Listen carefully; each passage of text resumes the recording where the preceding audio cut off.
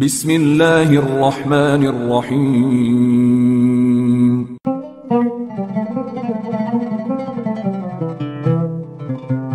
আল্লাহ পাক রব্বুল আলামিন পাঁচটি জ্ঞান নিজের হাতে রেখেছেন, যা তিনি কাউকে অবহিত করেননি।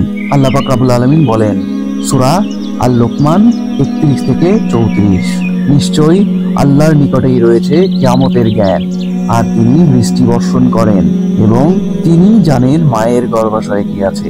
কেউ জানে না আগামীকাল সে কি উপার্জন করবে, এবং কেউ জানে না কোন মাটিতে তার মৃত্যু হবে। নিশ্চয়ই আল্লাহ সর্বজ্ঞ ও সকল বিষয়ে সম্যক অবহিত। রাসূলুল্লাহ সাল্লাল্লাহু আলাইহি সাল্লাম বলেন, গায়বের চাবিকাঠি 5টি, আল্লাহ ব্যতীত যা কেউ জানে না। অতঃপর তিনি অত্র আয়াতটি পাঠ করেন।